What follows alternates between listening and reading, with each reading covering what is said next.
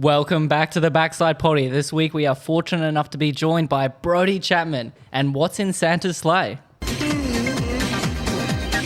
gin and tonics, 2 vodkas, and a scotch. Yes? 500 watts, please.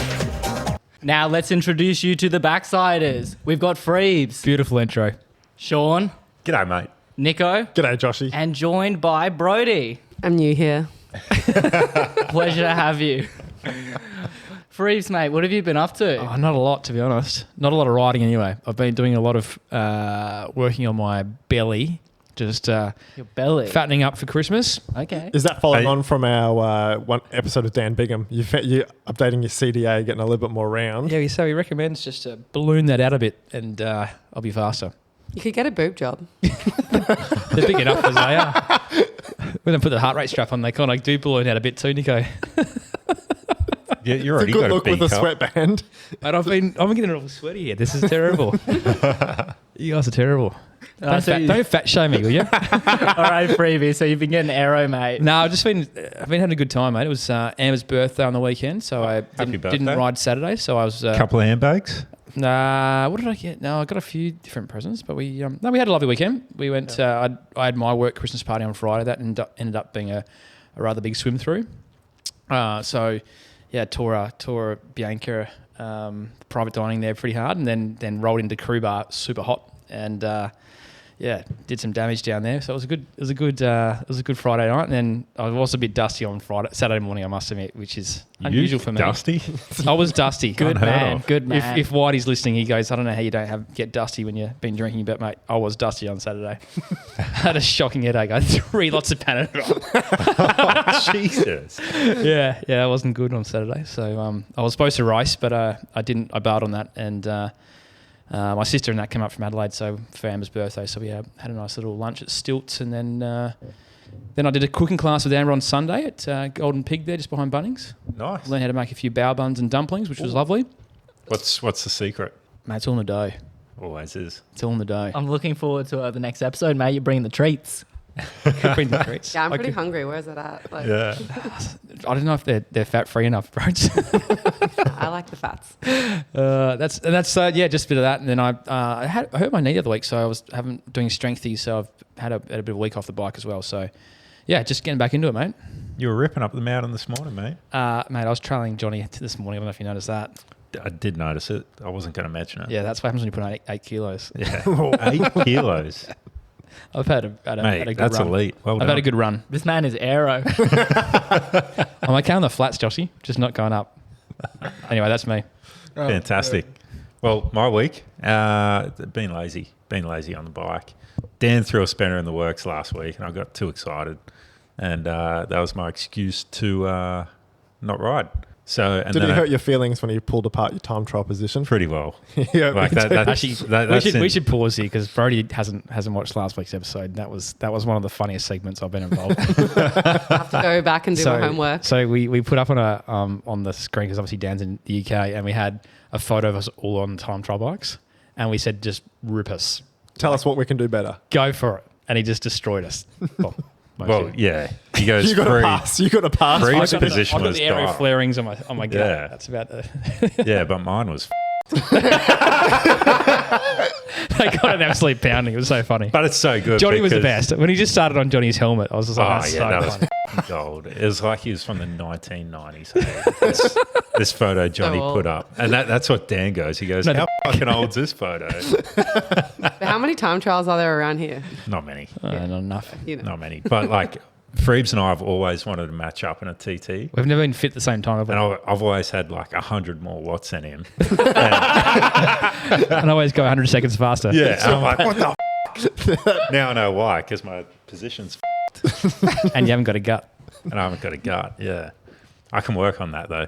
So yeah, on Friday night, I was working on my gut like Freebs was. It's easy to and do, mate. loading up on the beers because it's Christmas party season. Yeah, the boys. I think it's a 6-week season. So the pre-season's been good. Now we're peaking. So. It formally ends on Sunday between Christmas and New Year when we do our Fernvale. That's kind of like the rip start to. What date's that? Well, I think we'll it's, work it out. I think it's probably New Year's Eve it ends. You know, Yeah, that's kaput. And then it's dry January. Oh, turn it up. The cricket's on then. Mate, everything's on in January. Tour down unders. Two down on. Yeah. Yeah. It's on the sidelines, pissed as a fart. That's the best place to be. Pro Velo. Yeah. But yeah, so another legit the next 5 weeks. Oh, mate, it's back to back. Clap for me. I don't think I'm riding at all on any weekends coming up. So, but anyway, Nico. Shawnee, much like yourself, it's been Turn it up. it's pretty dire on the cycling front of can't really say there's Oh, you guys suck. been How many a great deal of beers did you have activity. last week, Nico? Zero again, probably. Jeez. just Here's a 20 cents, mate. just a busy week on the tools at work. But I did actually find myself at a mountain bike race, not competing on the weekend. I was out doing some work out near Mount Crosby area, and there was a national mountain bike round. So I walked through there with a full suit and tie on, and got a lot of looks as a very lost and out of place person. It was cool to see some old faces from when I was racing around there. When was that? Probably 2017, 2018, sort of wrapped up in that little circle. But still a few young cool people fella, getting mate. around. Mount Crosby, name a better suburb. It is a good place, mate. And we've got the mayor of Ipswich out here joining us on the table too. So Mate, the sensational. vice mayor. The vice mate. He's had to hand it back, hasn't he? Yeah, Chadsy's back. Yes. The man's in town. But other than that, not a great deal to report. Well, hopefully we'll have a better go this weekend. But Joshy, I know you've been pushing the pedals. Yeah, I got A double century on Saturday. double set. Yeah. The week started with a bike fit with Neil on Wednesday. So that's just part of the RCA gig. So that's pretty cool. Got to see the Polygon. They look pretty cool. Is it I'm round? looking forward to it. Is it round? Yeah, bro. two wheels, pedals, and chain. I'm keen start. for it. Yeah. To start. No, so made a few changes with the position. My knees were getting pretty sore. So no, I'm feeling good. I wanted to show that on Saturday. Got 200 clicks in. Even Saturday's race. Mate, you've got issues, mate. Issues. Yeah, what's new? No, I was pretty happy with Saturday as I managed to actually hold Liam's wheel in the sprint. I wasn't close to coming around him at all, but it's better than last week. He just rode me off his wheel last week, so no, it's cool. I'm enjoying all that. Backed it up Sunday for a ride. That was terrible. The storm. Oh, the storm. Yes. Did you go out in that? Yeah. You're an idiot. You're a clown. Yeah, I am. That was like proper wind. Yeah. Oh, it was terrible. I just went on the bike path. I had 2 hours before work, and I just wanted to finish it off. So no, it was good. What'd you finish off? Oh, just like the His bottom bracket variance. me, my knees. No, that's the most of it. Went for a little bit of a fish again with the wrens. Did you get any? We got a racket, eh? We've gone out so many times we haven't even had a bite. Help Brodie out here. Where are you going fishing? Nudgee River, Nudgee Beach. What I actually want to know is where you did your 200 Ks. What was your lap? It doesn't look good. I started here in Stafford, went to Mars, raced there, went to, I don't think I made it to Glorious, but I just went to the cafe up at Nebo, went and did a lap at Coot-tha, half river loop, lap at Coot-tha. Then I went to Nunda, did a couple laps there, then back to Stafford. Yeah. It's like Jeez. an actual Brisbane stage race in one. Yeah. I was riding with someone the entire time. That's actually quite Mr. Yeah. Popular. So I like that. I didn't know how long I wanted to ride for. I knew I wanted to go for a big one, and I kept seeing people, and they're like, I'm doing a lap of Coot-tha. I'm like, yeah, I'm in. And then they're like half river loop. I'm like done. And then someone messaged me. They're like, I'm at Coot-tha. I'm like, I'm coming. So no, that's He's so popular. He's so popular. I'm so lonely. Ride with me. No, that's been my week. It's been brilliant. Yeah, enough about us. How about you, Brodie? Yeah, let's get on with it. How's your week been? It's been hot. I walked in here. You've seen some pretty horrific sunburn. Yeah. It happens every time I come back to That's a Australia. tan. That's a tan. Let's hope it turns into a tan.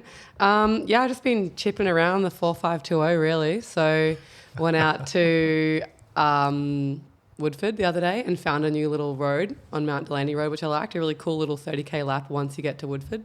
So up Mount Mee, Nice. did a little lap, came back. I did not ride back up Mount Glorious. I get picked up sometimes. And, Did you phone a friend? on that day, no, I was full solo, unfortunately. But then I went for a ride with Imogen and Abby after the storm. Yeah, I was yeah. woke up, I'm like, that's a sleep in. And then today one of my favourite rides is to go from Mount Glorious all the way down Mount Nebo, do Brookie 3 Fingers, and then essentially get a Slurpee at the Gap and then come back Wander up. back up. Yeah, so it's like a long day out, but it's like a nice 5-hour ride, and you can kind of break it up. You're like, right, Mount Nebo descent's done. Next lap, Gap Creek Road. So yeah, That's neat. It's good. It's a good day out, so I'm pretty cooked. Then I did some weed spraying at Mum's place, so yeah. When did you get back to Australia? I got back to Australia. That's a great question. Somewhere near the end of October. I came straight from Abu Dhabi. We had like a team bonding sponsor camp there, and it was pretty cool. It felt like, normally you do 2 big flights from Europe, but I only had to do 1 because I'd already been in Abu Dhabi a week, so I felt like it was pretty good. 14 or 15 hour slog. Yeah, I went to Sydney originally, and because that's where my partner's based, and then I think I started the pre-season a bit too fit, because I didn't have much of an off-season this year, and I did some bunch rides in Sydney, and then came back to Brisbane, went to a gig in the Valley. Got sick. So then I had to shut it down, which is actually good, because then I was doing I had days off, and then I had mega low intensity rides. But no, I mean, I still had 2 weeks of absolutely no riding, which is the very bare minimum.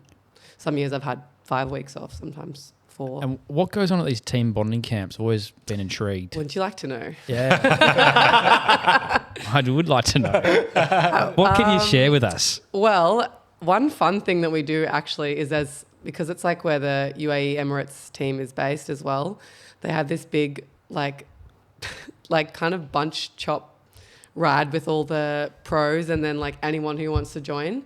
And they have so many cool bike paths there. They're just got this entire island that's a huge crit. It's a 20K lap, and they just keep building more. So it's only for bikes. So we just get there, and everyone's had different times off. Some people have just come from Gravel World. Some people have already had 3 weeks off the bike. But we all just get there and let's go. Race around or not race or ride with sponsors. And it's just this weird, chaotic, strange night of, you can't. Everyone's no, I'm just going to take it easy, and then you're not racing. It's kind of fun because you're riding with the man, and then Elisa Longo-Borghini and Florian Vermeesh are battling it out for the final at the end. That is so and cool. Get to just hang out in Abu Dhabi. It's a really, really cool place. And is there any secrets that you can share with us? Any secrets? I don't think there is any secrets, actually. If I think of one, I'll let you know. You'll share it with us. Let us have a fun time there. We just have a fun time. Racing. Eat heaps of really good food. That's brilliant. You mentioned that you were doing your rides from Mount Glorious. So you live there? Yeah, so I grew up at Mount Glorious, and so when I come back to Australia, I kind of stay with my mum up there.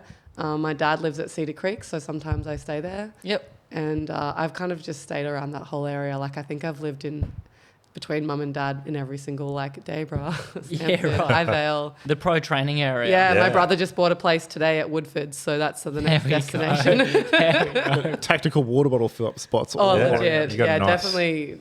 Nice triangle. That's awesome. And road riding's pretty difficult around there. Have you always just been a road cyclist, or how did you get into cycling? Where did it begin? It's a long story, but it basically began with me working at Ashgrove Cycles, which is what is now Giant Ashgrove. Yeah. And I started working there when I was in year 12. I went to the Gap High, and I actually just really wanted to buy a BMX. And I was like, if I work at a bike shop, I'll get a cheaper one. Let's go. So I went there. That sounds like Josh. Can I have a job? And they were like, do you know anything about bikes? I was like, not really.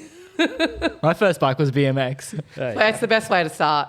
I was really bad at BMX. I used to just go to Paddo skate park and drop in and then ride back out, and that was about it. That's all I could do. Drop in. That's awesome. That was pretty much it before work on a Saturday. So then I just ended up getting into cycling. Actually I got really into downhill mountain biking to start with. Thought road cycling was pretty lame. But I remember my first road ride was with Rico, the mechanic there, because I ended up with a road bike. I kind of just kept illegally working on a Saturday, just getting bikes, paid in bikes. Was Gav the manager then by any chance? Yeah. Yeah. No, that sounds pretty normal. So I was like, man, now I've got a fixie, now I've got a dirt jump bike. Anyway, so I had this Schwinn road bike with some super ancient Durace on it, and Rico was like, do you want to go do Mount Coot-tha? And I was like, oh, I've ridden mountain bikes around there before, but I was like, yeah, and I'd just got into clipped in pedals and stuff like that. So we went up the backside of Coot-tha, and I was so buckled, I was absolutely hanging. And then we went down, and then we went over School. Is it School Road? what's the one in the middle? Stuart Home Road, sorry. Oh, yeah. Stuart Home Road, which also just like broke me. And I was like, man, like I'm such a hero. I can't believe I rode up Mount Coot-tha. And then We've all been there. yeah, Rico's like, oh, should we do another lap? I was like, what? You're What? crazy. How do people enjoy this? Like, and then I didn't really get into road cycling anymore after that. I did a few bunch rides, like the River Loop. And yeah, I just remember the first River Loop I did, I got dropped on the uni hill. Yep. And I was so embarrassed. I was like, I'm the slow girl. Oh no. And I was like, all right, like I found a little training diary of mine the other day and it's like, just got to do training so I don't get dropped on the River Loop. And I was like, I'm just gonna train so I don't get dropped on the like casual shop ride, you know? So yeah. How long ago was this? That was in like, I don't even know, like 2010. Oh, wow. But then, yeah, it's a really like, it's a very disjointed story, so I won't bore you with it. But like I more got into mountain biking and then like enduro and four cross and just like with the local club. And then I went overseas for a year, had a gap year, like gained 10 kilos, got super into fixed gear riding with like a bunch of Germans, which was pretty fun. Then I came back to I came back to Australia and I was like, oh no, I'm so unfit. So then I got a job at Taylor Cycles with Jay. Yeah. And then they were all super into road cycling, right? So then I just got really into road cycling with those guys and teaching me how to, you know, not crash people out and how to hold the wheel. And then I went and did a crit at Muzz in C grade and I was like, it's pretty fun. Oh, that's awesome. So like the whole Taylor Cycles community got you into road cycling a bit more and they introduced you into crit racing a little bit. Yeah, 100%. Yeah. Oh, that's awesome. Yeah. With your mountain biking, did you ever go to Mount Crosby? I don't actually, to be fair, I think I did once. Yeah. But like I was so bad at cross country. So I only went to like Mount Joyce. Did you see the statue of Josh? Oh, shut up. That's actually why. That's the only reason I went there. To get a photo with It's him? kind of like the same as the Remco one in the Algarve region of Portugal. Oh, thanks, Brodie. I rubbed its belly for good luck. The aero belly. There's nothing wrong with that, mate. No, there isn't. Is there for him? Nope. Where do we go from that? I don't know. I think we were talking about road cycling. We're talking about Muzz. Yeah, Muzz. What a progression from Muzz to now the world tour. How did that happen? Oh, well, yeah, definitely unconventionally. So when I was racing in Brisbane, I was like, I did the uni games, and which was pretty fun because it was like just a pretty loose party with some road racing thrown in there. How good. And I actually, Sounds like my kind yeah, of it was pretty fun, and I guess I was good at it, so I was like, I like this sport, and then I did like, so I got a bit more into the Brisbane road cycling scene, but there wasn't actually much women's racing on. Like there wasn't a QRTS for women at that time. If we did a race, it was usually like half the distance, and I was like, that's like value for money. Like I was a uni student. I was at UQ, so I was actually training a bit with the UQ club. What were you studying? What was I studying? I did an arts degree. Yeah. With a bunch of like easy random psychology and sports subjects just to get through life, really. Yeah, and so what I decided I would do is I was whinging on Facebook about how there's not enough women's racing, I have to pay the same entry and only get half the Ks, like whatever. And then the Grafton to Inverell announced that they were going to finally let women race the full distance, right? And I was like, oh no, I have to do it. Yeah. So one day I rode out to Zachy Collins' shop, like out at wherever he was, Wynnum or something. Wellington Point. Yep. And then we did a ride to the Gold Coast. And on the way back, I was like, if I do 200 kilometres today, then I have to do Grafton to Inverell. So then I just went and did 3 river loops. Like I probably ate like 1 muesli bar and like fully bonked. And then I was like, man, okay. And this was like after like a big night out the night before that had also then started at 6 a.m. working in a cafe. So I was so buckled, but I'm like, okay, if I can do that, I can do Grafton Inverell. So I just it up. decided to start like training for that which was like not with any structure. Like I went to the backside of Mount Coot-tha and just did 10 laps in the dark with my phone torch. Oh my God. Seriously? Yep. Not laps, like reps, sorry. Oh, and then I would just thing. like, With a I phone don't tool. know, just ride hard. That's awesome. Do Nebo Tuesdays, like there was no, so then I did Grafton Inverell. It was in men's C grade.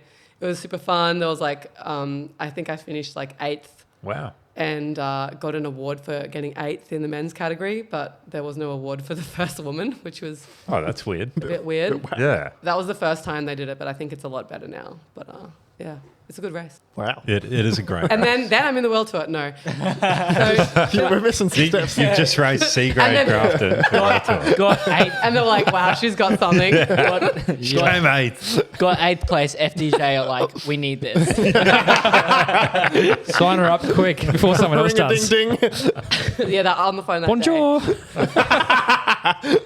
No, then I was just kind of like, okay, road cycling's pretty fun. I want to go. I want to go where I can compete. All I wanted to do, like, I did not have this vision of like being a pro. I didn't think it was really a possible career. It's just a bike shop girl. And then I essentially randomly went to Melbourne one day and went into Cycles Galleria and was like, can I have a job here? I'll move to Melbourne. And they were like, yeah, sure. So then I moved to Melbourne, also because that's where there was more racing. So they had the VRS, they had like the ITT series, they had crits on like almost every night of the week. Yeah. And so I got onto an NRS team somehow. And that's why I moved down to Victoria, because all I wanted to do was compete against people that were better and better. Because I'd done a few races here, like the state champs or whatever. There was just like nothing happening.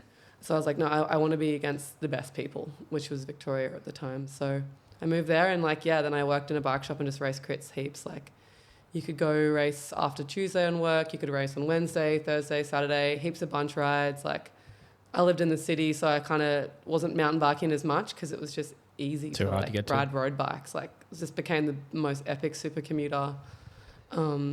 Yeah, that was, and then FDJ called me. They were like, "Wow, you get to work so fast." Did you get that com Community along Cup. the bike path? Oh, Strava sequence. That's so good. The old commuter cup.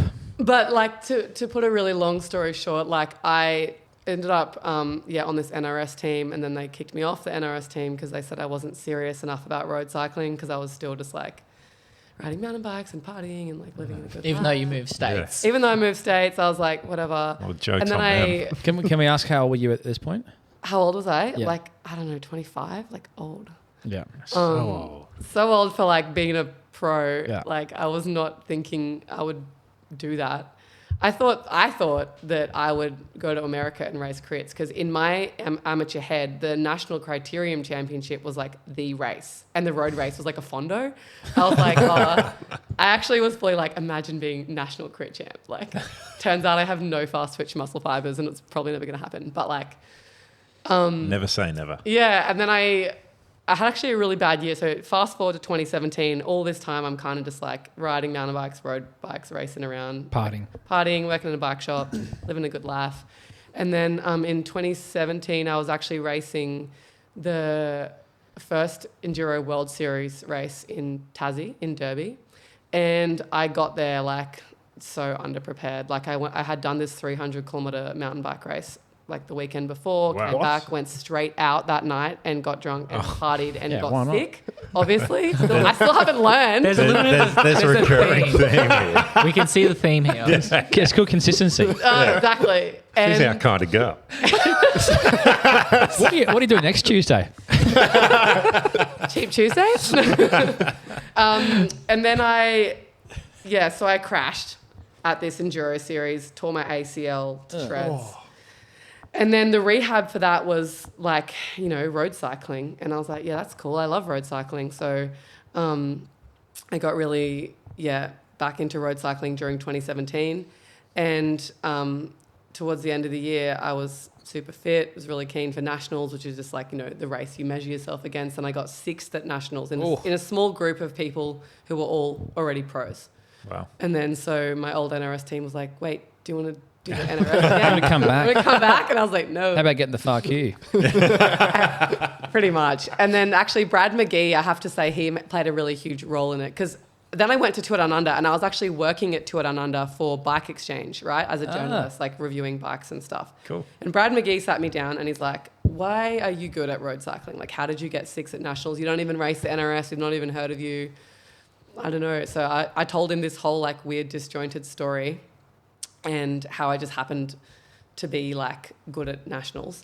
And then he gave me a ride on the national team for the Herald Sun Tour. Oh, And then, That's what happened. then I won the Herald Sun Tour. Yeah, that makes sense. yes. Yeah, because I like had no idea really how racing worked, and I was just like, yeah, I'm going to send it. Every state. And then Tibco, which is the same team that Shannon Yes. Malseed was on, was like, do you want to come overseas and race your bike? So Wow. literally like a month later, I went overseas, and it was a really good intro because we raced, you know, in America and in Europe, and like it was pretty chaotic. But I was like, look, if I don't like it, I just won't do it. Like there's no expectation, there's no pressure. It's just a fun adventure, and I'm still doing it. That's so cool. Yeah. What a great tour the Herald Sun Tour was, by the way. I know, bring Bring it back. I Bring it remember. back. I do remember watching that stage live, and I remember you off the front. And I was like, this person's really good. It's the first time I've ever seen you. It was the first time most people had seen me. I know I was a bit of a like, you know, random national team rider. They're like, okay, let her go kind of thing. But yeah, No, I guess that was a strong You ride. showed them, eh? What an intro. So you won that stage. She It won was the a road stage. stage, and then you had to back it up with a time trial. yeah, but it was like it was called like a prologue, but it was like a 1.2 little rip through God. Melbourne, which was pretty easy. So you win the road stage You've won. with a gap, and you've got the tour pretty much In wrapped the up. Women's Herald Sun Tour, that's how it was. Yeah, but Yeah, I Just didn't- 2 stages. It was just 2 stages. Oh, really? And then I mean, I raced it one more time after that, and then after that, it's kind of been gone. Yeah. I think wasn't 2020 the last year or something like that? I think maybe I last raced it in 2019, and then since Okay. then I don't think it's. Oh, there was another one, yeah, but I didn't race. Yeah. Yeah. I went up. They went up Falls Creek. Yes. Yes, Was- that's my story. Yeah, it was going to come back for 26, but then they got canned too. Didn't Yeah. they? Yeah. Yeah, That's sad. You Um, beat M. Meek Van Vleuten. I did. That That's was pretty why cool. I think it was quite special. I didn't That's even know epic. who it was behind me. Yeah. Doesn't matter behind you. It's true. Just keep looking forward. Some So big names. What was the gap, Shawnee? 5 seconds. It was She tight. was hunting me down. Yeah. Yeah. Alison Jackson was racing. Grace Brown. Unreal. Well done. I peaked, and that's it. No, I definitely wouldn't say that. You're now a national TT champ. You're a Road world race champ in the Road race triple T. Mate, you got an impressive Palmares there. I think what's most impressive is just before we went live, you're telling us this story about your African adventure. Oh, yeah. Yeah. So you got 4th at ITT in the Worlds, and then 19th at the road race, but you didn't actually get any prep time. Yeah. Tell the listeners. Well, so actually 2 weeks before the time trial, before going to Worlds, and like, let's just say that the African Worlds in Kigali has been my goal since it was announced. I was like, I mean, I expected I'd be like maybe retired by now, but I was like, I just got to get to 2028. All I got to do is get to Rwanda. I just really, really wanted to go, and I knew it would be hilly and a little bit of altitude. Anyway, so 2 weeks before Worlds, I was training at home in Andorra, and I was doing this big, like my last big hit out ride with Tom Scoyens, and we were just like, I was just sitting on his wheel, and he was kind of just doing tempo. We're going through this little town in Spain, which is in France. Strange. Anyway, a car pulls out in front of us. Like, I had no vision of this car, and he like kind of yells, grabs his brakes, and I went straight at the back of him. We just missed the car because the car stopped, and I had this massive crash. And I felt like I was flying through the air, just like, please let me go to Rwanda. Like, I don't know how this is going to end. So I hit the ground pretty hard, like crazy. Like, I must have strong bones because nothing broke, but I was like, I really was battling for a few days there. And even at Worlds, even the training, like I had such bad contusions all up my... So yeah, very lucky, but I was just like, okay, so preparation's a bit like compromised, but it's going to be fine in 2 weeks. Maybe it'll force me to rest more, whatever. And then we got to Rwanda, and yeah, super. Everything was really organized, great hotels, everything like that. But when you were flying to like a small country in the middle of Africa with like, I don't even know, 25 bikes. I have to show you guys the picture of all our bikes. None of my bikes showed up. So I had 4 bikes, and even people's bikes who weren't even there showed up that we were transporting for them. So it wasn't until the day before the time trial that I actually got to ride any of my bikes. And I rode the TT bike. I did like 1.5 laps of the course because it was closed. You could only ride it on this day. Yeah. Like, you could recon a bit the climbs, but I hadn't been able to. I borrowed someone's bike for a bit, but yeah, it was pretty stressful. Like, because, you know, a time trial is kind of just like you want everything to go right, and you try to get every single detail perfect. That's the whole point. But then on race day, or like, it's still random. Like, you don't know which gust of wind is coming. You don't know what the temperature is going to be. You don't know And that's what's kind of exciting about racing. But I was kind of just like, all right, don't shoot the second arrow. Like, nothing I can do about it. Don't add extra stress. Maybe you'll go in really fresh and it'll be good. I try to like visualize the course as much as possible. I got in the car behind the boys training to just like look at the course when I could. But yeah, so I was pretty proud that I pulled out that result. I do wish, you always look back and you're like, I wish I took this corner better. I wish I knew that was coming. But it's like over so quickly in a TT. You're like, I fucked that up. Oh well, it's gone. Whoops! Oh shit. So you're there for 2 weeks before the race, and No, it wasn't 2 weeks. We were only there for like 4 or 5 days before the TT. Okay. But we were in Andorra training because it was at Yep. a similar altitude to Kigali. Yep. Okay. So 4 or 5 days, and how many bikes did you borrow? Did you just borrow one person's bike? How many rides did you actually get in? I got in one ride, but Wow. it was a travel day. I think I probably had I don't know if it was 3 days without a bike. But yeah, I mean, I was pretty fit. You're not going to lose much. No. Was everyone else like as disadvantaged? Some girls didn't. Like Spratty only got her TT bike, but I was doing the very first race, the individual time trial. Yeah. So the team time trial wasn't until a bit later on. Actually, Fliss Wilson Huffington didn't get any of her bikes either, and she was racing a bit after me. Were you on Rwanda Air or who were we with here? I don't remember, but we got all the other ones, so it was kind of just like Surely it's they not Qantas, arrived. the national carrier. They arrived eventually, but it just probably I don't know. I think it happened to other teams as well. It happens even within Europe sometimes. You don't always. Yeah. I don't have to travel with a bike, but if you're an individual who travels with their bike, Yeah. Sounds like you need to get platinum on these. yeah, for real. Women's cycling is not I'm just big. tearing. That's my big sob story, but actually it worked out really well in the end, so no regrets. Do you reckon if you acclimatized a little bit better on the TT, with 2 days prep maybe on the TT, you would have maybe gotten on the podium for that? It's hard to say. I think I could have done a better race, but I don't know. I can't. The thing about a TT is I don't know what Demi would have done. Yeah. Maybe she had a bad day and she would have done better. Yeah, correct. Yeah. And so that's kind of the great thing about a time trial is that you just fully do everything you can to prepare and you have absolutely no control about others. So even it's whatever they're doing with aero and training and how fit they are, it doesn't matter because you just have to do exactly your best race on the day. And if a better rider beats you, they beat you. Yeah. There's no tactic in Speaking of aero, we spoke earlier. Dan was on last week. Yeah. And he indulged us with some of the stuff that the guys are doing in their team. What do you guys do around aero? How much back end work goes in behind UAE's sort of prep work for your bikes and your equipment and position and all those different things? Where are you guys at with that?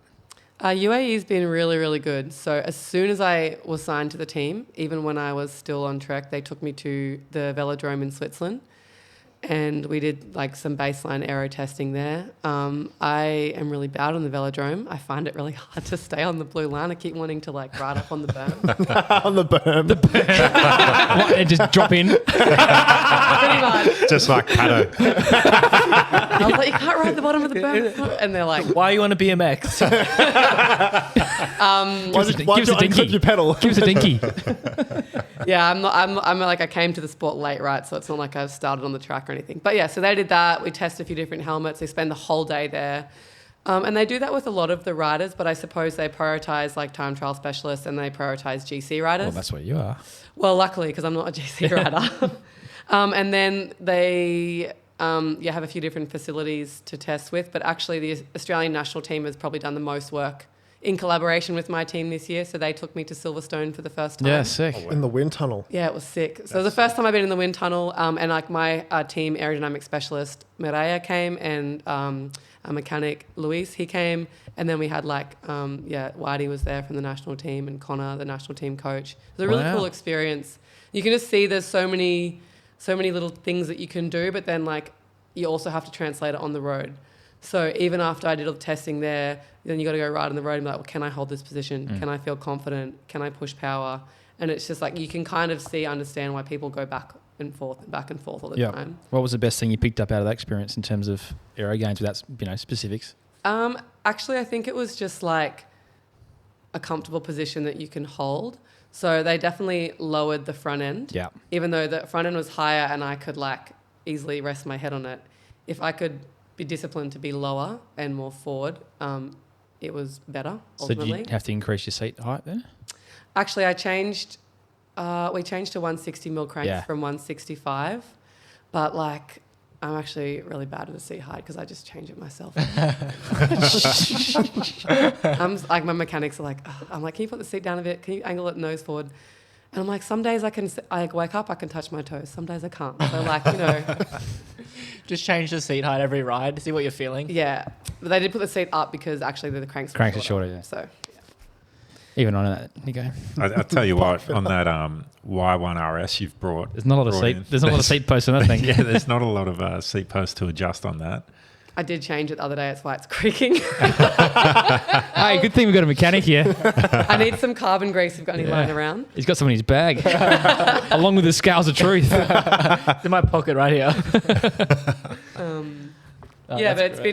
been really good. This team is really, really supportive when it comes everything from equipment and like I wanted to try different size cranks and I honestly changed my frame size on my other road bike this year and they've been really helpful. So it makes such a big difference. Big ups UAE. Yeah, for sure.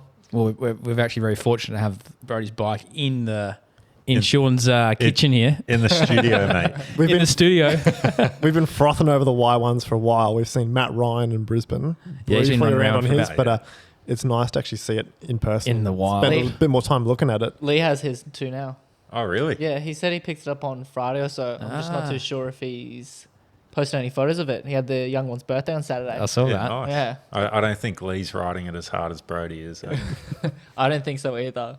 But he's got one. He's got one, and they're an impressive looking They're like bike. hen's teeth. But they're really like I know this sounds like a sponsor plug, but it's a really fun bike to ride. Like I would buy one if I was rich. Like you know what I mean? Like I was saying before I got here, I got on it like the day before a race, and usually they're like, oh, it's a new bike, new geometry, whatever. And I was like, nah, I'm gonna race on it. It just felt so good, and like it just with every pedal stroke, you just go a bit faster. Like I noticed that when I did a race recently on the V5, because it was actually essentially just up a 10K climb and Yep. I had to pace the climb. So I was like, all right, I'll ride the climbing bike.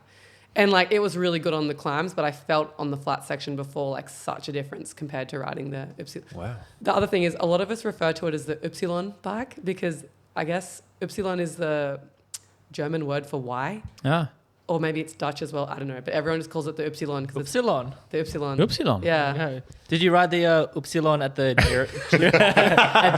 at the Giro this year? I did. Yeah. I pretty much always race on it. How was the Giro this year? Oh, pretty good. Fuck. The Giro is one of my favourite races for sure. First of all, being in Italy. Second of all, having a really good team. All very committed to one goal, and that's to race for the win with Elisa Longoborghini. Yeah. Yep. So I think that whole and it's pretty cool because we did the same thing when I was on Trek. We also won the Giro with Elisa with a totally different team, a bit of a different tactic, and in a different way. And then to go back this year and try to defend it with a whole new team was a challenge, but it was super fun. Like it was one of the highlights of the year. How'd you go on the TT? I don't know, maybe my worst ever TT result. Really? Well, yeah, I had a mechanical, like a mystery shifting Oh, the old, mechanical, everyone has one of those. like straight out of the gate. And yeah, I was trying to shift and I couldn't shift, and then I changed a bike, and then, it's over. Like Yeah. you're not, it's a stage race. Like I swapped bikes into my training bike and then, pedaled onwards. Now, it's is there pretty much sad. of a difference between your training TT bike and your race TT bike? The race TT bike, I mean, I guess it's just got the race wheels on it. Yep. I'm trying to think. Not really, actually. It's just like, obviously, everything's new, usually a wax chain. I was going to say, we'll give the gearing, chain. the gearing depends on the course. So you might put in a single ring. Yeah, yeah. the training TT bike's a bit clapped because Bit like Sean. Calm down. You're the one who said it before. Your training's been clapped. First thing you said today. Well, that's it. I'm sorry, you said the result was one of the worst that you had. I'm just looking at Freeb's screen right now and it says that you got third. no, that was 2 years ago. 2 years ago. Oh. Yeah. So last year, I'm glad I said Freeb's screen and not mine. Can you please that was fact check from that? 2024. Yeah, that was a Yep. good TT, that one. That was a good one. Sensational. Yeah. Third. Well, yeah, what wasn't? She was about 80 places behind this year. A bike change would get you like that. Yeah, it was a bit sad, but again, like, what do you do? It was stage one. I mean, I was pretty upset, but like, nobody's fault. No one intended for it to happen. Yeah. And then the goal was there to be there for GC for Elisa. So then, like, you immediately switch your thinking to like, what's the goal of this Yeah. race? Yep. And Probably not a highlight of the year. That no, I just that cried in the time shower later. Yeah. and that's okay. There's nothing wrong with that. No, washing But- away the tears. Yeah. But the icing on the cake is Elisa did win. Yeah, it's Like, so good. that would have been a good party afterwards. We went to this really cool like villa thing, and like, yeah, we were like hanging out. Like, we had a super nice dinner and whatever, and then we like hang out in the team bus and we're like Yeah. drinking champagne. Did you get sick? It was outdoors, so the viruses couldn't get me. It's the Safe. seedy nightclubs that'll get you. Okay. Which ones do you go to in the valley? Asking for Do you really want to know? Asking for a friend. Well, I had a fake ID in the first place, so it actually wasn't me going out to Rick's, it was Lucy. Thanks, Lucy. I've never got sick from the beat. Jeez. All right, back on to cycling. Speaking of time trials, we've got your stats here from when you did our time trial up Mount Coot-tha back. So Do you know your time? I have no idea. On the 26th of December, Boxing Day, Okay. 2018, you did an 8-minute 27 at 298 watts with a cruisy 169 beats a minute. Plus Christmas pud. Feel Yeah. That's a bit of a tax, Crust. bit of tax on The there. GST. I feel like that might have been a post-Muzz ride because there was a Boxing Day. Champ of That champs. could have been it. That could- Yeah. Also, I feel like that power meter must have been... it was my 4 eyes power meter. That was not... I did not do 298 Those things are watts. Reading Those things high? are cooked. I have never done the same power as my 4 eyes power meter. No. So You had Poggy power. I thought I was really good, and I was like, why can't I ever do the same? My coach analyzed everything with all his data, and he's like, looked at the VAM. So he's like, the VAM is like the data of truth, right? Like Yeah. power meters are just a reference point based on how good your power meter is. So he was like, no, there's no way you did whatever. And I was like, oh. I was like kind of sad, but kind of happy, like, all right. There we go. But all right, so what do I need to do to win? You tell me, Well, what do you I want to do? What's the goal? What's the I plan? want to be the How best. long are you in Brisbane for Quam. before you head back overseas? I'm here for Christmas. I could do a Boxing Day raid again. Hey, Get a whole line out. Let's go. That makes all the difference. only 7 Well, years I need to later. know what's the winning time. Who do I have to beat? I think it's Lucy Kennedy. Yeah, Yep. nah. Same with the goat She- track after. Yeah. She's done a 7:25. Like, I reckon That's doable. I reckon you could definitely do And it. that's the fastest. That's the fastest. I So- reckon someone you're on. needs to go under 7. We've got to at least give it a crack. Backside Poddy. Someone needs to go under 7. Oh, I'm for sure gonna give it a go. I'll even take my biddens out Oh, Oh, we're that getting is serious. and my Serious. saddlebag off. Race wheels? Oh, you better get it now. I don't man. have any race wheels. Oh, maybe I will have race. I could put race wheels in. Yeah, you just need a reverse mullet on the reverse on the wheels. So tell me where it starts. There's Car a park setup. speed. Car There's park. a speed sign. Yeah. Like a 50-kilometre speed sign. That's where the segment starts. But you want to start going. You gotta be starting from like- 2K. Well, I can get a run up. You want to be doing Absolutely. 50k an hour into it, is what Bigham Yeah. said to get. Yeah. You'll make Maximum 15 speed up. seconds if you hit it at 50k an hour. And a reverse mullet. Put like a 80 mil on the front or something. Something big. Yeah. I don't. Yeah. With an NV sticker, no, obviously. I'll just Yeah. get my 4.5 Pros. They're pretty good. Yeah. Oh, the $7,000 wheels. That's them. All right. I'll try and We're gonna do lead it. out. 7, you reckon? Yeah. Okay, 725. I should be a bit fitter by December after all my tour of Bright. training. I wonder if we should come and do a lead out. I'll do the first 10 meters, sorry. You did the downhill run in. Hey, it's not a bad place to be behind my wheel on a downhill, but I can do that much. Yeah, I'll take that draft. We're like, wow, Yeah. this guy is so aero. Yeah, mate, that's the place to be for that downhill Actually, He's section. running the brakes. He's going so quick. The only other Everybody's rubbing QOMs Josh, I everybody's actually rubbing. want, I want to go for that one now that you've convinced me. I don't really go around hunting for QOMs because I feel like it's so dependent on. It's on. But I feel like You've I heard want it to do first. that, and I want to get the goat track off Lucy one day, but it needs to be graded better first. And a tailwind. Could be a full onslaught for Lucy this Yeah. summer break. Poor Lucy, she's like raising children, and I'm like, Getting emails. We'll tag her in. Oh. yeah, you should talk to Lucy. She was such an incredible bike rider. She was, when did Lucy retire? Check. 2 years ago. Something like that. Yeah, Lucy Kennedy. She retired in 2021. So should we get some yeah. emails? Wow. Hopefully you can send us some emails soon, Brodie. All right, that's the goal. Yeah. Hey, you've been on the scene for a while, and you're a big advocate for equality in better conditions in women's cycling.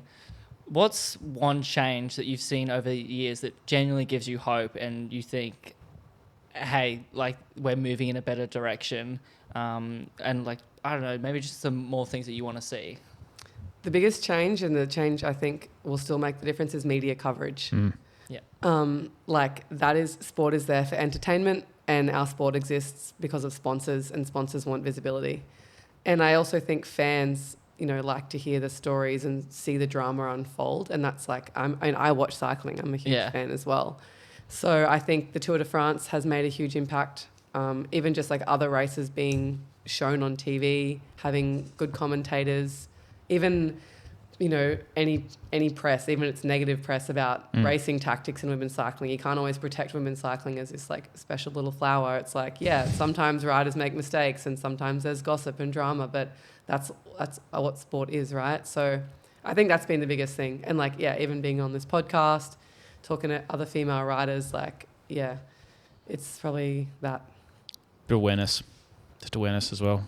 Hey? Just awareness as well. Oh yeah, just like, I don't know. I mean, I think it's not very helpful comparing men's and women's cycling all the time because, like, of course it's different. We don't have 3-week stage races. We haven't had a professional sport for, like, even the time that I've been in it, it's not really been professional. You couldn't earn a living wage until, like, 3 years ago for most people. Yeah, wow. So it's still so in its infancy in that way.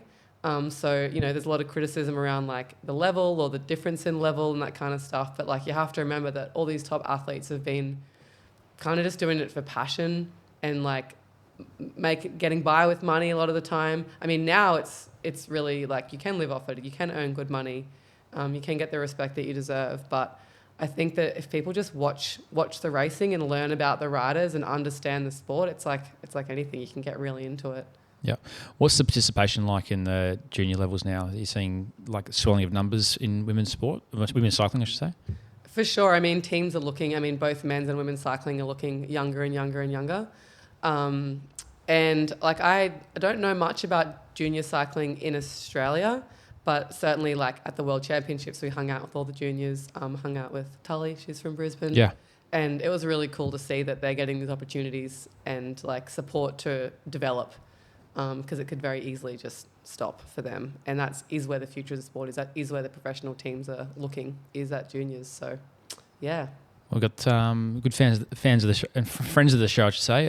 Bike Bug with Lee's. They've just come on board as a sponsor as well with one of the... Yeah, Meridian Bike Bug. Supporting Meridian Cycling. So they've put a huge amount of sponsorship into that You're team. riding with them too, riding with Imogen. She's up at Glorious. And Abby, Tully, great cyclist. So no, that's brilliant. It's really cool to see like having other young girls around to ride with. Not other young girls. I'm not young. Other girls to ride with. Depends who you ask. Young at That's heart. true. It's all relative. And like I don't know. I think that especially for younger people, if you are getting into cycling, it can seem that it has to be like so all in, so all or nothing. But I do think that you still can like enjoy your life as a regular person in some ways, like still expand your friendship groups and your interests outside of cycling in case you start as a junior and you don't like it anymore, or you don't get selected, or it is hard to make it. So I think that's the only thing I'm a little bit concerned about, is just how like all in some of these juniors have to go, like dropping out of school and stuff like that. I'm like, man, what if you get to 23 and you're like, I don't like this anymore? Yeah. It's or a you tough. just don't get picked for a team, like, you know. Any advice you've got for the young ones coming through? I guess that was it. Yeah, that, and just try to like enjoy the feeling of cycling and enjoy racing. And like, I think nowadays a lot of people can get so obsessed with training because training is controllable, right? So everybody wants to hit perfect training. You can see everything, all your data. Your coach can see everything. You think it's all like that's what you're doing, but the whole point of training is to be good at racing. And racing is just like a big game, right? Like it's tactical, it's a skill. It's like you have to be fit and strong in different ways and different days. So I think like remember why you're training. Like if you just are training for the sake of training, that's also fine. But if you're actually trying to be a bike racer, that's the goal. So that might mean resting more one day. It might be training more, training less, doing gym, stuff like that. Yeah, it's just That's awesome. That's a really great take on it. Someone who's doing a really good approach with trying to increase participation at the moment is Kat Cross from the Peddler. I'm not too sure if you're aware of her. She's been a guest on the show, but she's running a course at the moment that runs over 4 weeks. Every Friday morning, they do a 1-hour session at Nunda. And the main reason Kat wanted to do this was she's noticed that participation is low due to a few barriers at the moment, including safety, new riders. They just don't really have a clear pathway into racing. So just raising awareness out there at the moment. Kat is having these sessions every Friday morning. If anyone wants to head along and just learn things like how to register for a race, how to pin a number on, understand the gradings. I need help with that. yeah, I had to be shown how to do that too. The special tape is on the way. Yeah, we have a special tape on the way. Sprint terrain, Brodie. If you want to improve your sprints, you can chat to them about that. I should. I'm pretty good at town sign sprints. That's about it. Yeah. No, so that's a pretty cool thing that's on at the moment. I think that's massive because it's just allowing so many people that might be so hesitant and nervous about racing. Like, hey, just come out on Nunda Crit track. We can roll around. It is intimidating. You look at all the numbers at the participation events like Tour de Brisbane, and if we can just channel a little bit of that into the racing side, I think everyone can win and benefit out of that. Yeah. So true. And just having a pathway of like someone that's going to take some time out each morning, show you how to ride a pace line, show you how to pin a number on, do all the basics that maybe we take for granted with a couple of years under our belt now will be awesome. For sure, riding the pace line is one thing that, like, I remember doing a river loop with the Taylor Cycles crew, and they were telling me how to roll and what to do. Up and down the course, so flat track. Yeah, 100%. But I also would say to people who want to go and start racing, like, you do just have to start, and it is nerve-wracking, and you might just get dropped after one lap. You might not. You never know. You might surprise yourself. But, like, if you're going to do something new, it is going to feel intimidating. So you just have to like accept that you're going to be the beginner, and then at least you have a baseline, and then you can only improve every week. You can only improve. So I would just say just go and start and be scared, but have a do it crack. anyway. If you get dropped first lap, that's okay. You can go have a cry in the shower. 100%. We've all been there. Are they doing some race on the 7th? That's right, and all of this is leading up to UQ's Club Crit on the 7th of December. So they can all participate that day? Or? Yeah, G everyone up, practice pinning on numbers, just an introduction, breaking that barrier, being able to get involved. So yeah, Kat's goal is literally to include more women in local crit racing, and yeah, big ups. She's actually a legend. Yeah, like, good on you, Kat. She's a toppie. Yeah, let's go. Let's go. Let's go. Fortunately, someone that's not going, Hayden Loth. Yeah, poor bugger. Bit of a shame. Absolutely. I checked up on Hayden the other day. He's broken his collarbone. He was riding to Nunda for a race. No. I know he's literally trying to just get Sounds out like there. Jim Bob. Tactical laydown. Tactical laydown. Tactical laydown. Up and over the front. Yeah. Hayden's had a tactical laydown. He's broke his collarbone. He's been on the trainer. He's very bored. So send him a message. Keep him entertained. He's unofficially moved his ride to Sydney to the 25th of January. So he's got a bit more time for some fundraising. Could be hot too, It's though. probably a good thing because he was meant to do it this week and getting Storms. storms every freaking day at the moment. That's so- character building. That is character building. He's got to get on the My Whoosh racing, I reckon. Okay, there's the plug. No, but like I don't even like legit. It's free. I don't know why, and you can win money. Yeah, you win. And you I win don't money. get it. Hey, I honestly, I was Yeah, just in Abu Dhabi, guys. Like, I want to start doing it, and this, like, okay, they're a sponsor, but like, there's like prize money for every grade, right? I know. It's like $150.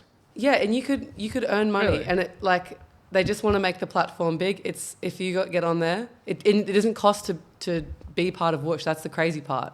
That's awesome. Mate, you got to go back and listen to There's an a episode catch. like There's got to be a catch. No, I also thought there was a catch, and I spoke to the head of Whoosh. He's Australian, Yeah, actually. he is. Esport. He did the And esport he's like, mats. there's no catch. We just have money. Go I do racing. I don't So- actually have a trainer. And there's team race. There's a team race too. I'll Like, split your prize money, Josh. You can borrow mine. Yeah, like it's all legit because the UCI sponsors it now, right? So it's the UCI platform, so you Yeah. can't like just cheat. But yeah, I reckon I would love to get around it if I ever have a Sunday free and find a wind trainer. Wind trainer, oh my God, I'm so old. What about this Sunday? You've got a couple of Get the different rollers. race options, Brodie. Yeah, what am I doing? Talk Well, to me. Saturday, actually, we'll rewind to Saturday. You can, you've got two options. You can do a Muzz, OG clockwise. It's a bit of a favourite. ooh, Yeah, so Muzz is different now to probably what you used to. 4 different options. It's a world-class facility now. There's an outside loop, and Like then there's it. outside loop in reverse, and then there's a loop where you start on the outside, and then you do a little U-turn on the inside, Oh man, I think I do. and then track you can do recon. that in reverse Yeah. as well. Can I do a track walk first? Yeah, you might need it. Check your A line, your B line, see where it is. All right, so what are we doing on Saturday? Yeah, I reckon I'll do Mars on Saturday. And then there's also at the same time, are we going to mention that? We'll move on. Hamo. Hamilton racing at Nunda as well. I can't do both at once, unfortunately. Why not? Yeah, it's a bit hard. If only there was a Logistically way that you could challenging. do both at once. It'd be cool if they split the timing up. I so you feel could do like both. a broken record. Why is there no Arvo crit? Groundhog Day. Hamilton do Arvo crit sometimes. Okay. Yeah. But both of them for A grade on. This is Queensland. Everything shuts down by like 4 p.m. Mate, you can't get a coffee after 1 o'clock. I know. The frig. Not 99 bikes. We're open until 7 every day. Coffee? There's the plug. This episode was brought to you by 99 Bikes. Yeah, I might have to come and buy some things off you. What other racing's on, Nick? Sunday? Sunday up at Sunny Coast, the Girraween crit. Girraween. Has anyone done that? No. Never. Never. It's got a nasty steep little. It does have a little Really? pinch. 12. Oh, it's probably steeper than that. Little gradient in there. Really? It pinches up. Yeah, you go under a cool. bridge and then Yeah, I've goes- ridden it right. around it once. That sounds It is fun. steep. Yeah, Should we do a bunchy out there? Up to Girraween. Yeah. And then race and come back or train? Montville on the way home. Train. And then That's a 300 kilometre day. We can get the Let's train go. back. You get the Finish train back. Finish up glorious. Yeah. Yeah, that's no, it. thanks. but Joshy's actually going down south to Byron Bay to check his emails. I actually, He's got the He hasn't had 5G Wi-Fi down there. since. In fact, he parks at I'm the front of Sean's house. It's still his Wi-Fi. I'm actually going to Byron Bay this weekend. I'm not kidding. Let's go. Shit, yeah. What's on down there? Nothing. I've just got a really easy week on the bike, and I'm just going to go hang out in the van. You're not doing the crit carnival? No, I'm going to check my emails. Hey, what are those guys doing though? They're doing a 1 lap individual time trial and then a 5-person Italian pursuit race. Yeah, it's freaking cool. That does sound cool. It's a really cool Yeah. event they're putting on. It's all in one day. And you got to have 1 woman per team. Yep. Oh, this is like we used to have this. Do you guys remember the club teams time trial? And you'd have to have like one girl, and so you'd get like more time off, and then you'd have to have someone over like 60 or something like that. Oh, And then what you a handicap. Yeah, it was actually kind of fun. I did it Sounding with like UQ. our world champs Yeah. team relay. At the Fondo. At the Fondo, at the Grand Fondo Worlds, which Nick participated in. Didn't get a rainbow jersey. No, But no Y1RS. They're too young. That's why. Nico can explain what So that world's at a team relay where you had to have one female rider, Open. one rider over 40, Yep. one rider over 50. 50, and then One male open. one male open rider. And the way it worked is they had the was it crit the Bay course. Crits? Yeah, the Bay Bay crit. Crits course at Geelong. And every rider did 3 laps, and then you changed. So different team tactics in terms of would you start with your fastest rider, would you start slow and build up, or would you mix it up a little bit? That's It was quite really cool to watch. Yeah, the team relay actually is really fun, I think, for that reason. And like different types, like team time trials are so fun. oh Like, the way I you've wish spoken we about had your team more. time trial. yeah, I told you there was Oh, yeah. tangents. Oh, yeah. The rewind. Yeah, Right, like- the rewind. Let's Brodie's rewind. World That was a good Championship. segue. Yeah, great segue. Well done, Nick. Let's talk about that. That was sensational. It's a weird discipline because you don't do it at all, ever. And you practice? Well, the Australian team takes it very seriously and As they it should. pays off. So we did practice. So we actually went to Andorra. So the guys don't practice. They just show up and hit it out because they're very busy doing the welter and stuff. But the attitude there. but they're always so dialed. And they also do more team time trials throughout the year. Whereas the women, there seems to be more of a difference in each rider. So we went to Andorra, picked out a lap with the national team. Everything was super planned. Everything was super analysed. And we did training with also a fourth rider as a spare just in case every year. And it really pays off because then you just get to know everyone's strengths and weaknesses. And then you look at the course and you're like, okay, we're going to plan. You're going to take this part. You're going to take this part. Now, every time I've done the World's Team Time Trial, it has not gone to plan. No, I bet. The first time I ever did it, actually, I was called in morning of in Glasgow because one of the riders got COVID. Oh. And I was at breakfast and they're like, do you want to do the team time trial? And I was on my road bike. So that was hard. And Plappy crashed like the first corner, so we were already like out. But anyway, it was fun. Happens every time. Yeah, well, he loves a crash. But he's tactical laydown. Yeah, sorry. He's brought it home for us this year. So then the next year we actually lost. It seems to be that even if you do everything to plan, the climbs just hit different in a time trial, right? Like Ruby Roseman Gannon got dropped really early on the climb in the team time trial last year, and only Grace and I went through. So all of our plan kind of went to shit. Yep. Now Ruby did incredibly good in the road race. She was 6th, I think, like incredible. It's just a very, very different demand on the body. You need 2 or 3 riders to record a time. You need 2. 2. So it's not like a normal team time trial, right? Like it's essentially it's a 2-person chop. That's hard. It was really hard. And then you have to kind of figure out who's more aerodynamic, who's stronger here, who can maintain that. So and then same this year, we dropped one of our riders really early on. And then so Spratty and I were like, oh no. But yeah, we got there. We knew that we'd put in a lot of work for it. And the boys had won already their segment by a fair bit. Yeah. And so it must be really exciting for them, like watching the countdown singers come in. And then even though you don't actually do anything together, afterwards you all really feel like it's a team effort. Yeah. And you're all like super stoked, and yeah, it's really fun. Very cool. Where's your rainbow jersey? It's hanging in my cupboard in Andorra. Surely you'll get that framed. Yeah, for sure. I think I'll bring them all back one day and get them framed. But yeah, it's... Bring them all back. Well, I got all. No, I have the 2 from the 2 World Championships, and then Elisa has given us a pink jersey each year we've won the Giro, and like we all signed it. That's pretty special. That is very special. You know how much went into it. Yeah. And some nationals jerseys. Yep. Quick. I still just got to win the crit. This year. Before we wrap up, what's the plans for next year, 26? Race heaps. I'll head back over to Europe after Tour Down Under. So I'm going to start with the Nationals in Perth, which is really fun. And then Tour Down Under, which I skipped out on this year. Cadell's, whatever the other race around Cadell's is. Yeah. It's always, usually pretty fun, pretty fast. And then I'll go back to Europe and chill out a bit. Actually, I have no idea what racing I'm doing until December when I chat with the team. So hopefully, I'm pretty happy to do most races, to be honest. Like, I just really enjoy racing. Big goal, back up the TT? Yeah, the first goal is for sure to back up the individual time trial. It is hard because it's very early in the season, and I finished my season as late as everyone else. But yeah, I think if you can just have really good equipment, really good position. That turns up. And it's the hardest race of the year. Hardest race of the year is like showing up early in January and just doing an absolute all-out effort in the heat. Like, at least you're doing some heat training at the moment. I also just enjoy time trialing. Like it's fun. You just get to you just try to go as fast as possible on the day. Oh, it's so good. Like there's almost nothing to be nervous about. You just have to you've done all the work. Now I just have to show up and I just have to go as fast as I possibly can. That's what wins, is the fastest person. Makes sense. Just I love don't know if you guys know that, but that's very insightful. I'm writing down notes. What's the opposite of mansplaining? I'm like, so you guys aren't pedaling hard enough. If just go faster, Josh, please. That's all you have to do. I look at my speed. I don't look at my power. Like sometimes look at power. Often I look at speed. I'm like, can I go a bit faster? Can I go faster? That's a good way. I like that. I always look at power. I'm going to look at speed from now on. Really? Is that what you do? Well, it depends on the time trial, but you don't want to get wigged out by power. So at Worlds in So Worlds in Switzerland was my very first ever time trial Worlds. And long story short, I had to race without a computer because it was illegal above my bars. That's another story. So I was like, great, pacing plan out the window. Just have to ride by feel.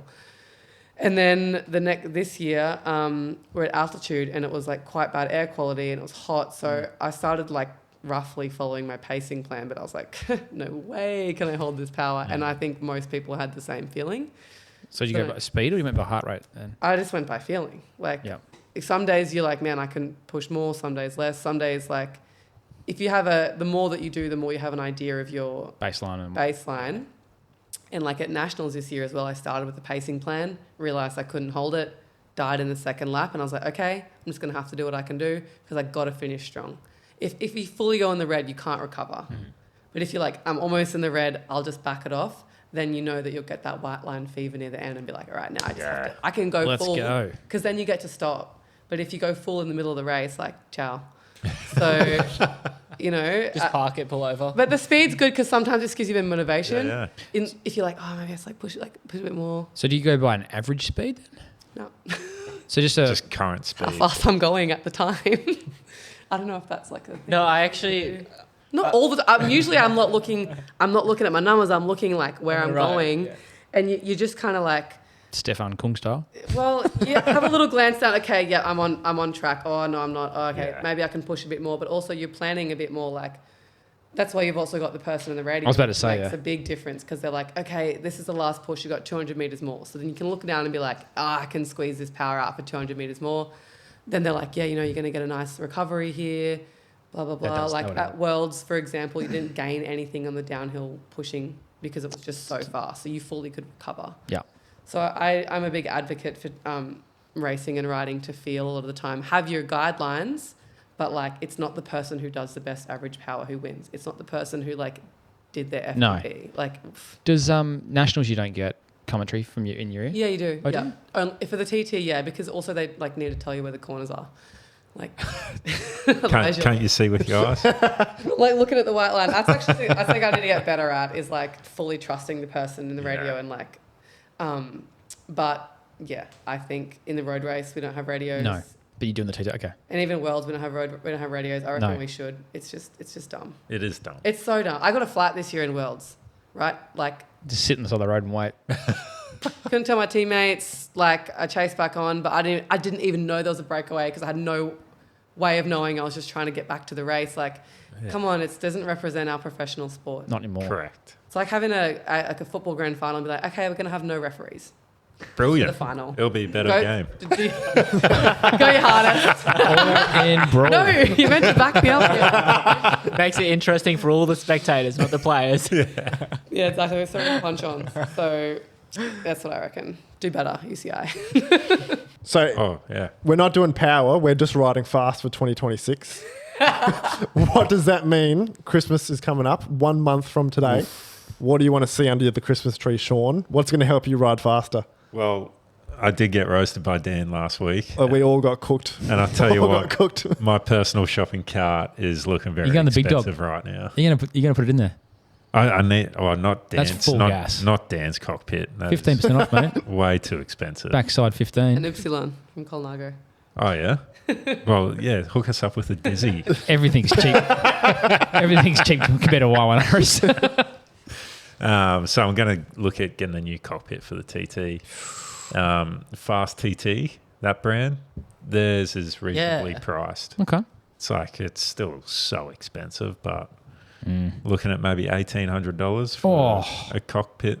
If you're doing the full it's expensive TT. Buying your own gear. It is. Don't worry, I'm aware. That's why do you think I worked at bike shops my whole life? It's not pleasant, but it needs to be done. Seeing I'm like going to ride a lot. You've been called out in public for it, and like we'll be using that bike a lot next year, so may as well spend the money on it. You have to. Yeah. Like there's free speed, well not $1,800 speed. Free. So you can put a price on it. Yeah, Nico, what's in your under your Christmas tree? I'd love to see some Continental archetype tyres under mine. Oh, yours is much cheaper than mine. They're not cheap, but You gotta lift it up, bros. Bike Bug have got a couple in stock. We'll grab us a couple of them. How much are we for, looking at for a set of them? I think they're 180 each. Oh, that's cheap. Each. So Right. they're not going to go along the Kedron Brook. They're going to be stored on the How do box. you get there then? You levitate. I think so. Just carry the bike and then put it on the ground in Grafton. I reckon that's probably where Grafton they'll be special. worth their money. Right.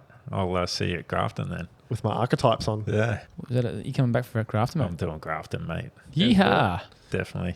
What are you, Freebie? What are you thinking? Well, Joshy gave me an idea during the week when he popped the old polar loop in the chat. I kind of thought, you know what, I've been tossing up getting rid of this Garmin because I get sick of the interruptions all day along with the notifications. Like, Well, you can turn that stuff off. I've mate. been reading the messages on your wrist. You got some Yeah, juicy mate, gossip. mate. what? I've been reading the messages on your wrist. You got juicy gossip. some tea. That's why you're so quiet over there. He's been busy all night, haven't you, Joshy? Always. Anyway, so I was thinking about getting rid of the Garmin, and I was like, well, I need something to measure my sleep and my recovery since I don't get a lot of that on the weekends. It's best to not know about it, mate. Sometimes ignorance is bliss. So I thought about that, and I was like, I thought there's a few things. I think Joshy might have. Oh, no, he's just snuck his thing in front of mine. Great, thanks, Josh. I like the Polar Loop because there's a once-off cost, no ongoing subscriptions. Yeah, $2.99. I think it's good value, and it's pretty lightweight, 29 grams, 8 days of battery life. And you can purchase them from 99 Bikes, open till 7. 7 days a week. Sure. For you, yes. I'll keep the doors open, mate. You're a good boy. Absolutely. What's Santa bringing you, Joshy? Mate, I kind of want an Insta 360. Where is that, by the way? Big content It's guy. right here. Oh, yeah, give me that It's back. right in front of me. Christmas came early, boys. I got one. Give me that back. You were going through all my personal stuff on that, you dirty bastard. You got some Don't. interesting videos on there, mate. I didn't know what's on there. That's the thing. I didn't when I saw that message come through, I was like, shit, what's on there? Right. Don't tell Amber. The wall mount. Oh, dear me. Suction cup mount's It's crazy. It's good to see that you and Amber love each other. I'm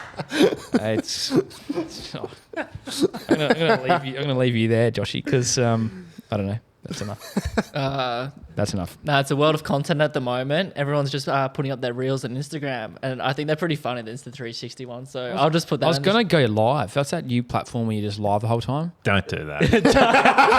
Bro, do that. Take his phone off him. What is it? It's like not TikTok. It's like something else like that. You're- Help me out here, someone. You young kids. No, mate. No. No, someone take the technology off the old Yeah. man. Man, I can't even make a reel, so like, Yeah. I don't know. Me either. What's under your Christmas tree, Brodie?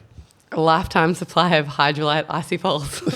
They are good, eh? Man, I hit them so hard every time I come back to Brisbane in the shower while I'm crying. Yeah, and maybe Replenish the salts as you ride out. How many can you do? an ecosystem. Man, I reckon I could. Nah. Jesus. Yeah, so that's what I want for Christmas. Consumables are good because I can't take too much back to Europe. So That is, yeah. if how much I sweat today is anything to go by, Yeah, it's that. hot. It's hot. Yeah, so a bit cheaper than what you guys are asking for. But yeah, otherwise I'd like a clean bike. So We've got another mechanic again. here. yeah, that'd be good. You get as a member of the Backside, you get free Joshy. So I'm gonna pest you after the podcast. Yeah, no worries. Oh, I'd also like Colnago to make a mountain bike. If anyone's out there from Colnago is listening, that's cool. that'd be sweet. Because yeah, why not? Pinarello made one. Why can't Colnago make one? Yeah. Factor make Simple. one. Exactly. Savello make one. Just like a Everyone else makes one. 120 mil cross country bike. That'd be nice. Yeah. That's brilliant. We'll see what we can do. Okay. Thank you. That's no dramas. Hey, thank you so much for coming on the podcast tonight. This has been wonderful. Yeah, a lot of fun. Yeah, a lot of great insights into the professional life that you're living. It's really cool to hear, and we wish you the best of luck with your run into nationals. See how you can go with defending the TT title. Here we Thank go. you. I'll be doing my best to get that time up, Coot-tha. Oh yeah, and national. Yeah. Oh yeah. Give us a holler when you want to lead into the mountain. All right, I'll get you on board. Hell yeah. Let's go. Thank you. Alrighty. All right. Sweet. See you later. Thanks, guys. Cheers. Watch, please.